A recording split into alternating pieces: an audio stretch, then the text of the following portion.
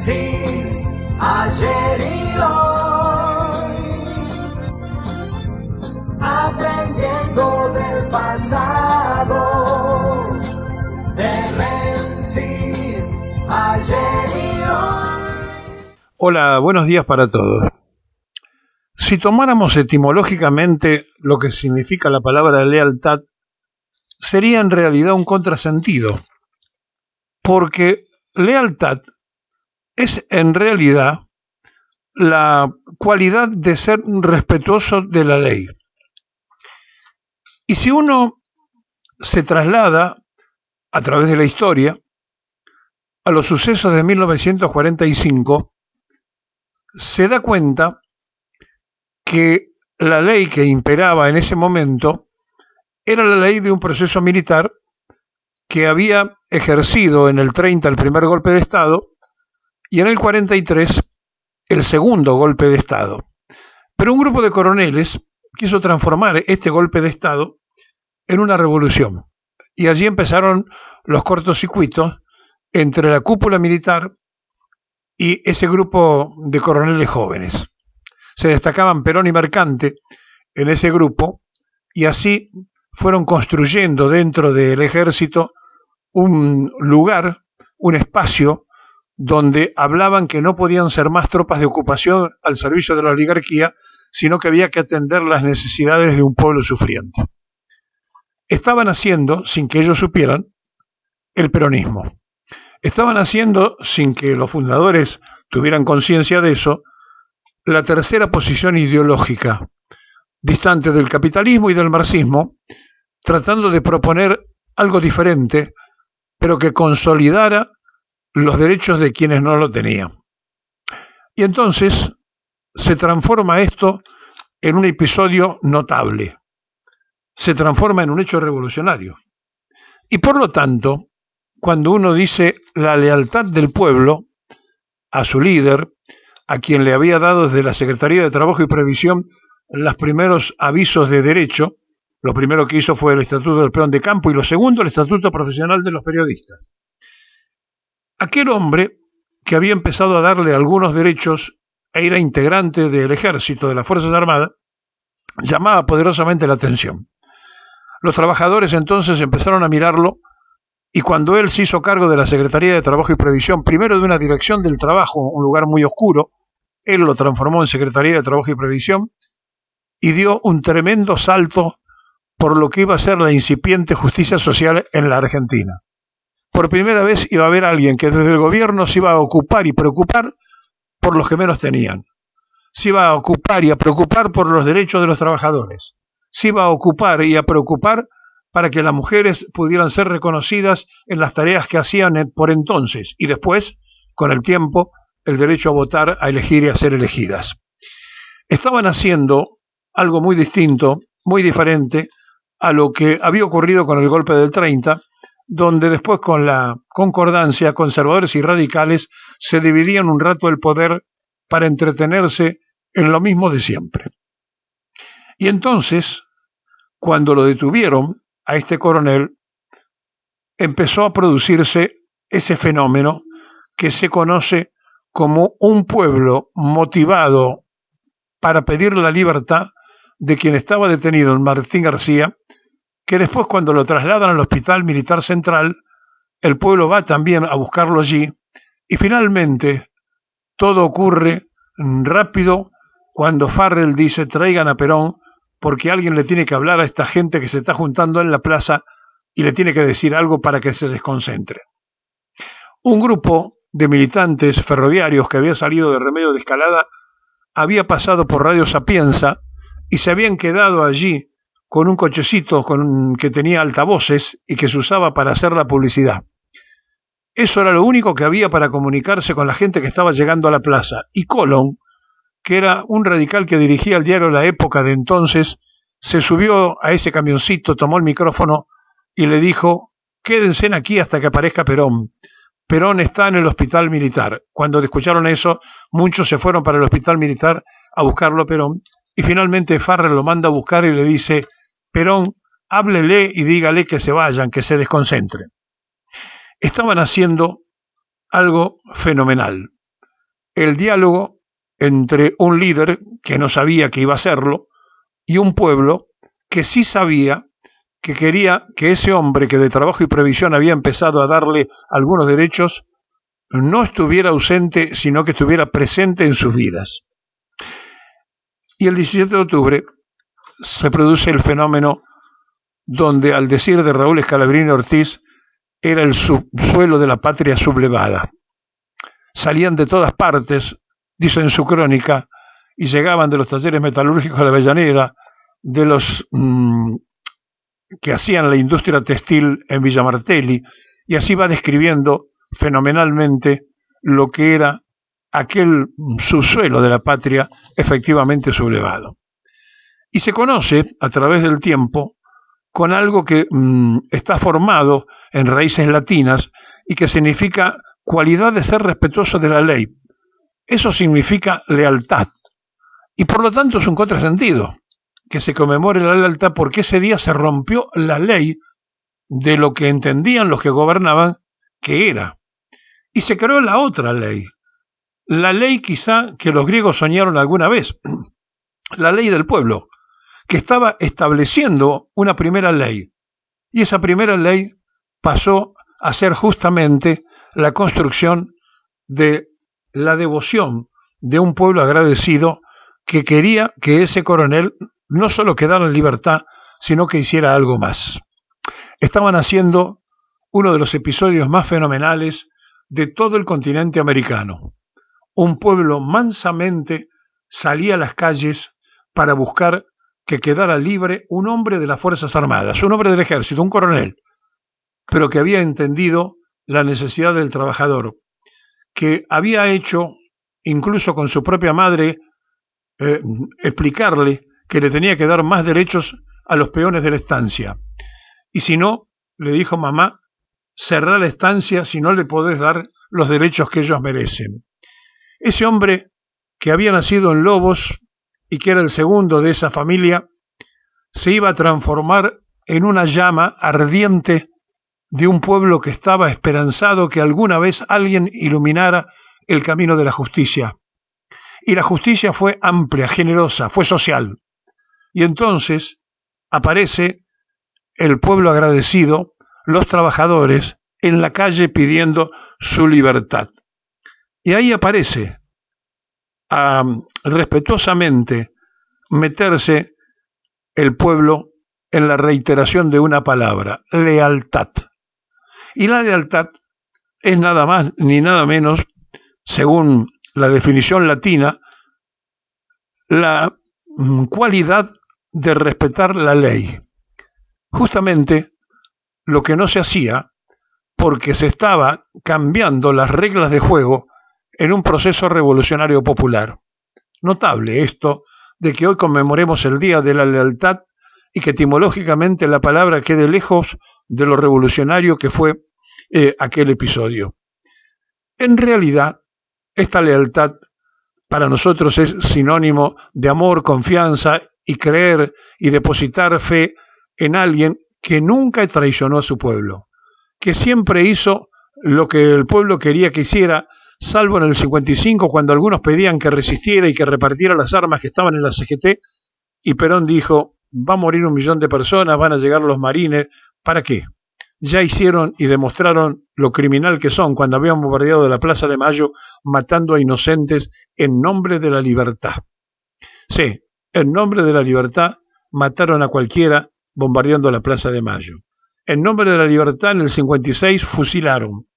En nombre de la libertad en el 55 nos hicieron socios del Fondo Monetario Internacional. Sí, en nombre de la libertad y sin el carajo de Milei nos hicieron el liberalismo el daño supremo a la nación, cosa que repite el presidente de hoy. Por eso, cuando hablamos de lealtad, cuando hablamos que el significado de la palabra lealtad, etimológicamente hablando, claro está, nos lleva a definir qué es el respeto a la ley, nosotros preguntamos si está bien que usemos este nombre. Sí, porque era la ley del pueblo de querer a ese coronel en un cargo donde nunca quisieron los que pertenecían a la minoría de la oligarquía nacional vacuna que ocurriera. Y Perón llegó. Pero llegó porque el pueblo exigió. El pueblo había puesto la ley. Y entonces la palabra lealtad se transformó en sinónimo del 17 de octubre y trascendió en los tiempos y llegó hasta el día de hoy, donde se es lealtad a la doctrina porque Perón, que es inmortal, está espiritualmente pero no está físicamente. Y cuando el 1 de julio del 74 se inmortalizó, todos se preguntaban, ¿y ahora qué? Y pasaron muchos años y la pregunta es la misma, ¿y ahora qué? Y entonces tenemos que sacar nuestras propias fuerzas de convicción porque hay jóvenes que no conocieron a Perón, que no sufrieron a Perón y que son peronistas y que son los peronistas de la razón, que son más importantes que nosotros que fuimos los que trajimos a Perón, los hijos de los fundadores del peronismo. Pero en realidad ellos, que no lo conocieron, que no lo sufrieron, pero que lo están razonando y lo aceptan como tal, tienen que ser muy respetados porque tiene un tremendo valor histórico y de continuidad sanguínea para los tiempos de los tiempos. Perón vino y fundó una doctrina. Perón vino y llegó a la Argentina para hacer en 10 años 120.000 obras públicas, para lograr que en el país la Argentina pasara a ser potencia, que estuviera entre los primeros países del desarrollo atómico, que fuera fabricantes de aviones de combate como el Pulki 1 y el Pulki 2, que después los rusos copiaron el MiG soviético. Sí, en la Argentina se hicieron aviones de combate antes que los rusos. Y cuando uno ve que esto queda en el olvido, cuando uno ve que hablamos de un Perón de una forma y de un tiempo, pero nos olvidamos del Perón que hizo las 120.000 obras públicas, entonces no nos damos cuenta que en el poco tiempo que estuvo, en apenas 10 años, hizo más que todos los presidentes del siglo. Notable. 120.000 obras públicas. Si se hubiera puesto a inaugurar, no hubiera hecho nada más que eso, que inaugurar obras. No le hubieran alcanzado los días de su gobierno para estar inaugurando. Hoy inauguran un paso a nivel y va el presidente, el gobernador, el intendente, la banda municipal y hacen una fiesta. Perón hizo 120.000 obras públicas sin moverse de la casa de gobierno en un solo momento, sino gobernando y teniendo tiempo para repatriar la deuda, para ser un país soberano, para desarrollar atómicamente a la Argentina, para poner a las Fuerzas Armadas en situación de poder afrontar en aquel momento cualquier pelea y realizando aviones de combate, el Pulki 1 y el Pulki 2 de fabricación argentina, repito, iguales al MiG soviético. Por eso cuando pasamos de largo lo que significó el 17 de octubre y creemos que solamente fue la lealtad a un pueblo, tenemos que repasar todo lo que el peronismo hizo cuando Perón, aquel 17 de octubre, se dio cuenta que tenía que expresarse, como le había pedido Farrell, calme a esa gente y háblele. Y Perón pensaba, confesado por él mismo, qué le iba a decir a ese pueblo en la plaza. Y mientras pensaba, se estaba construyendo algo fenomenal, el diálogo entre quien fuera un conductor de masas y su pueblo. Nunca en la historia pasó nada igual. La capacidad creativa de los cantos para responder a cada oposición o cada hecho que significara tener que criticar a alguno o aplaudir lo que Perón decía, estaba permanente y constante. Y todo se escuchó. Y durante mucho tiempo el pueblo le cantó feliz. Y cuando lo destruyeron con la complicidad británica que financió el golpe del 55 asesino que bombardeó la Plaza de Mayo, y después en septiembre, cuando Perón prefirió retirarse para no entrar en una guerra civil, cuando todo eso pasó, nos llevaron de las orejas al Fondo Monetario Internacional. Sí, Eugenio Blanco, un radical, ministro de la fusiladora, con Raúl Prebisch, otro radical, nos hicieron socios del Fondo Monetario Internacional. Y entonces, cuando uno ve todo lo que nos pasa, todo lo que nos ocurre, todos los permisos que hay que pedir para poder mover un pie y dar el paso con el otro, que todo eso empezó después que voltearon a Perón, no se puede creer. Y hoy mandaron el oro a Londres. También lo había hecho Macri y Fernández lo tuvo que repatriar. Volvieron a repetir lo mismo. Son los mismos liberales de la fusiladora. No hay diferencia entre Milei, que llegó con el voto ciudadano, a Rojas y Aramburu, que llegaron tirando tiros. Son iguales o peores estos porque son todavía liberales irrealizables. Liberales que quieren ir más allá de la propia fusiladora. Por eso la Argentina está en un debate abierto y por eso este 17 de octubre la lealtad no es con el líder y su doctrina, sino la lealtad debe ser con la Argentina, porque para Perón siempre estuvo primero la patria, luego el movimiento y después los hombres. Y si estuvo primero la patria, hoy está en peligro la patria y hay que privilegiar la unidad de concepción para la unidad de acción. Perón vive en la idea, en la política, en la historia. ¿Saben qué? Vive en el corazón y en el sentimiento. Es una fuerza espiritual. Es algo que no se puede explicar. Se siente. Y entonces, ese sentimiento lleva a que el pueblo hoy sea, cada vez que lo tiene que nombrar, más leal y se aferre a lo que no tiene.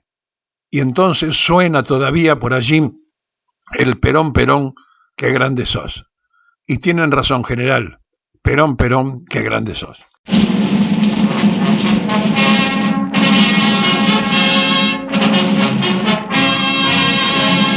Los muchachos peronistas, todos unidos triunfaremos y como siempre daremos un grito de corazón por ese gran argentino que se supo conquistar a la gran masa del pueblo, combatiendo al capitán Perón, Perón,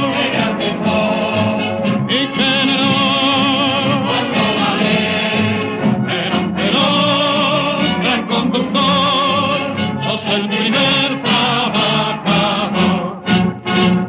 Son los principios sociales que Perón ha establecido, el pueblo entero está unido y grita de corazón ese gran argentino que trabaja sin cesar para que reine en el pueblo el amor y la igualdad. Perón, Perón,